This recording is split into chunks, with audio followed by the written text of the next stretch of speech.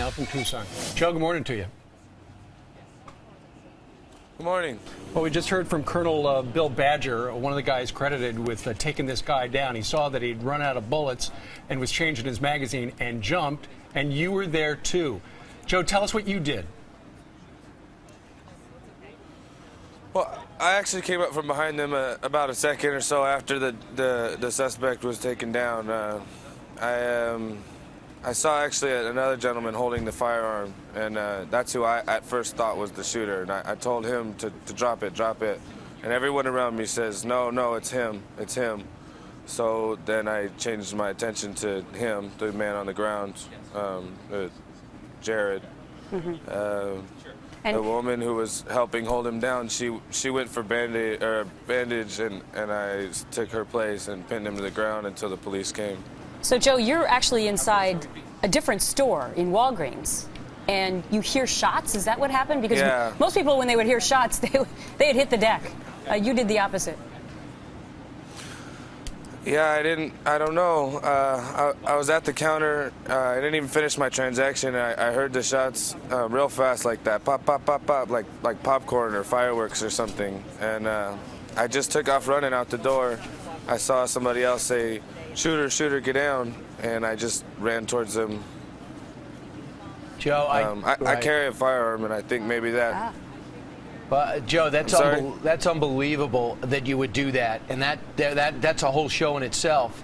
But in the actual incident, if we could focus on that just for a second, you're on top of the shooter. Was he struggling to get free? Was he saying anything? Were you saying anything to him? I didn't say anything directly to him. I think I maybe was saying things, but I can't really remember. It was really intense, a few seconds, minutes of my life. He said, ow, you're breaking my arm. And did you have his arm back? I didn't care, though. I don't blame you. No, he just said that. I wasn't holding his arm. Sure. Joe, a moment ago you mentioned you carry a gun. Did you have it with you that day, and were you prepared to use it on that guy? I was. I came out of that store, I clicked the safety off, and I was ready. So did you have it in your hand? Somebody was hurting somebody around me. I had my hand on my gun. I had it in my jacket pocket here, and I came around the corner like this. And then I saw that the firearm was cleared. The slide was locked back. And in that split second, I took my hand off the gun and grabbed his wrist and said, drop it. And then he did, because obviously he wasn't the shooter. He had just picked up the gun. Wow. This is amazing, at that Joe. Point, I assisted with the shooter. I don't think I've heard this.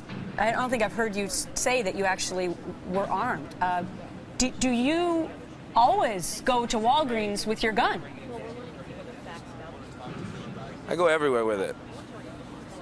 I feel like I could protect myself better if I carry one, and I feel like I could protect people around me, and I was lucky enough to have an opportunity to help people yesterday, or the day before, I'm sorry. Mm-hmm. So, Joe, would you say that this reinforces your decision to carry a gun?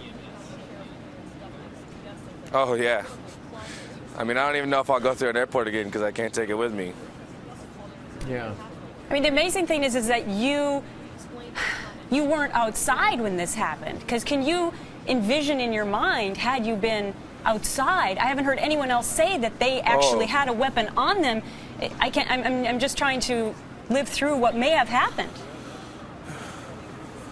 Well, it was really interesting, actually. When I pulled up to the Walgreens and got out, I saw the crowd of people down there, and I thought to myself, I wonder what's going on. I want to go see.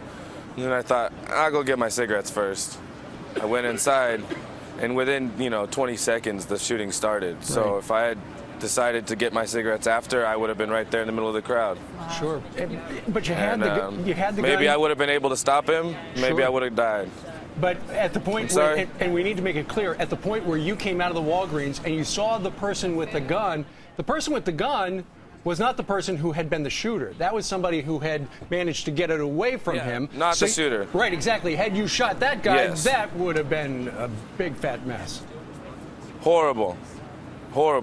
That's why I was very lucky. Honestly, it was a matter of seconds, 2, maybe 3 seconds, between when I came through the doorway and when I was laying on top of Jared holding him down. So I mean, in that in that short amount of time, I made a lot of really big decisions really fast. Indeed. You did. So, I mean, I was really lucky. You know, really just a scary situation. Hey, Joe, can I ask you, one of the last questions to you is, I know you have a helicopter overhead. I don't know if you could hear me. But what kind of training have you gone through? I can hear you. You're fine. Okay. What kind of training have you gone through that enabled you to act like that? What kind of training did you go to in your life that enabled you to act like that? My father raised me around guns. I had my first gun when I was like 8 or 9. So I'm really comfortable with them. But I've never, I never been in the military or had any professional training. I just reacted. You did. When other people might have run away, you ran toward it. Joe Zamudio, we thank you very much for joining us and telling us part of the story we had not heard before today.